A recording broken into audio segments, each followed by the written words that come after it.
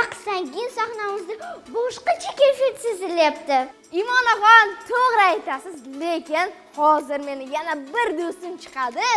Kayfiyat 100 ga emas, 200% ga ko'tarilib ketadi. Chunki ularda yaxshi ijro bor. Yaxshi ijro esa dilga yetib boradi-da.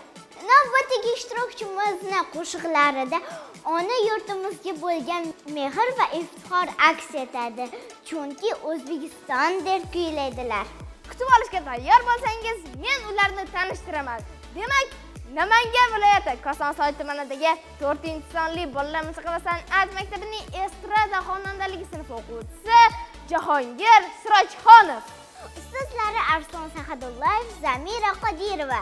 Taniqli qo'shiqchi Janob Rasul repertuaridan bo'lgan bu qo'shiqni bugun do'stimiz kuylaydilar. Chunki ularga havas qilar ekanlar. Menimcha sizga do'stimning ham ijrosi yoqadi. Marhamat, tomosha qiling.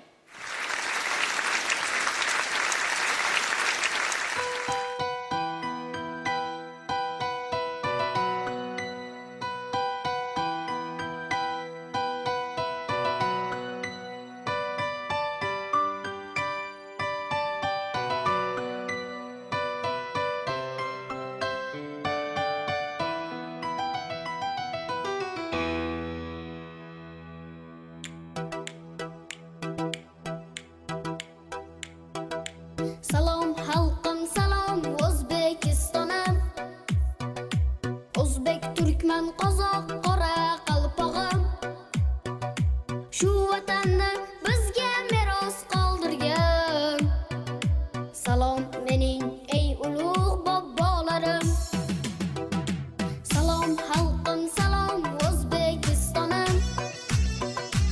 O'zbek, turkman, qozoq, qora qalpog'im. Shu vatanni bizga meros qoldirgan. Salom mening ey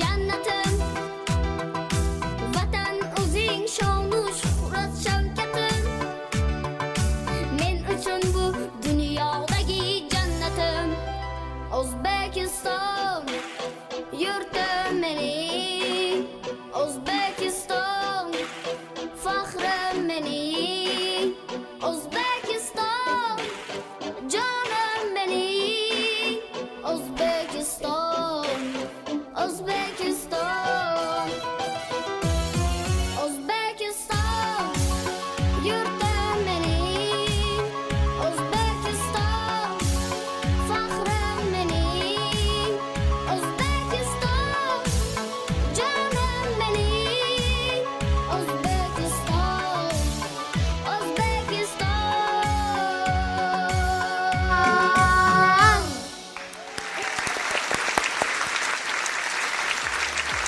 Ishoning, hammani kayfiyati 200 emas, 300 emas, 500% ga ko'tarilgan aniq. Imonaxon, to'g'ri aytibsiz. Men birinchi ishtirokchilarni eng yaxshisi deb turdim, lekin hozir fikrimdan qaytib qolyapman-da.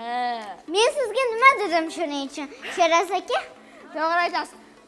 Raqs qo'ydirishga ulgurmadik deb xavotir olayotgandik, lekin bunga hojat qolmadi. O'zlari butun sahnani yondirib tashladilar. To'g'rimi? To'g'rimi? Yaxshi. Jahongir, o'zingizni erkin tushishingiz menga juda ham yoqdi. Bilasizmi, Jahongirni ko'rib Sherozbek bir narsani o'ylab qoldim. Estradamizning mashhur sevimli qo'shiqchisi Shohruxxonni ko'rganday bo'ldim. Shohruxxonga o'xshayotgansizda. Qarindoshingiz emasmi? Siz Temurga o'xshatdingiz, men Shohruxxonga o'xshatdim. O'zingizga bo'lgan ishonchingiz. O'zi oilada san'atkorlar bormi? Kim bor? Bobom Kim bobongiz? Tanishtiring bobangizni. Bobom bobo. Xonandalarmi? Qanday san'at? Maqom bo'yicha qanday yo'nalishda aytadilar? Estradami? maqom Ha, o'zim bilgandim-da. Ha, maqom Bilinib bo'yicha. turibdi, bilinib turibdi. Menimcha siz yaxshi maqom ham kuylasangiz kerak-a? yo'q Nimadan yaxshi kuylaysiz? Bir jonli eshitsak degandik. estradadan Bitta jonli eshitaylik, keling. Boshqa bironta ashula Ha, qator. Ha, una mattina mi sono alzato oh bella ciao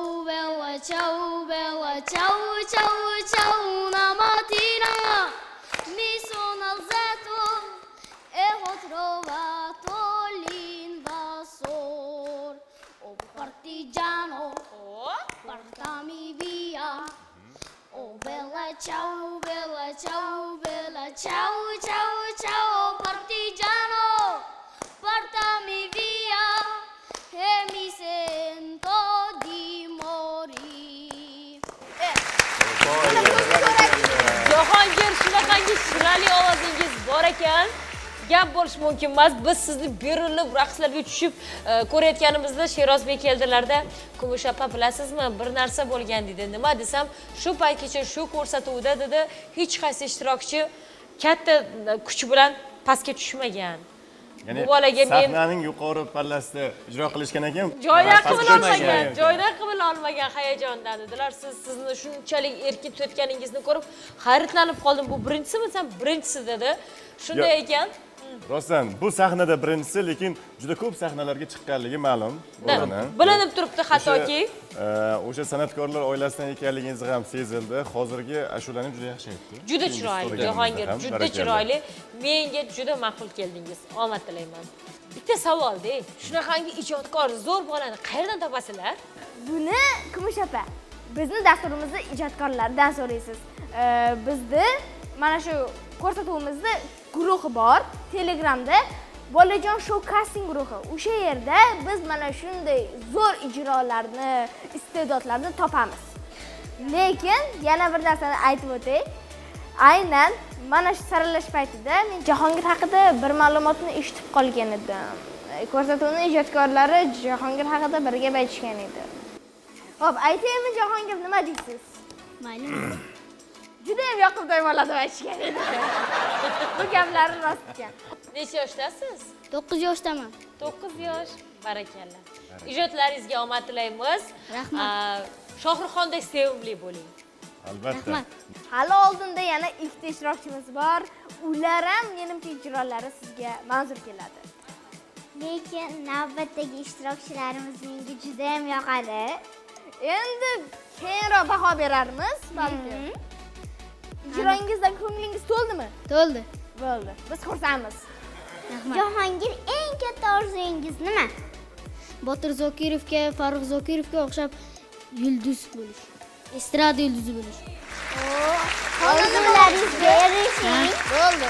Xalqlar do'stligiga konsert berasiz, o'shanda chaqirasiz, xo'pmi? Albatta. Bo'ldi. Shunchaki yulduz emas Jahongir, rostakamiga xalqning mehrini qozongan sevimli xonanda bo'lish, sevimli san'atkor bo'lish. Albatta. Yulduzlar ko'p, lekin sevimli san'atkor kam. Ha, Albatta. sevimli san'atkor bo'lishingizni tilab qolamiz. Aytganingiz kelsin. Jahongir, siz kimga rahmat aytmoqchisiz?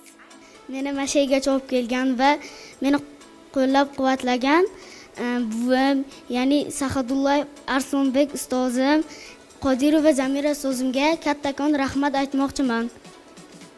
Va qolgan do'stlarimga ham rahmat aytaman. Yaxshi. Mana shunday do'st, shogird bo'lsa, nabira bo'lsa arziydi-da. Xo'p, biz dasturimizni quvnoq kayfiyatda davom ettiramiz.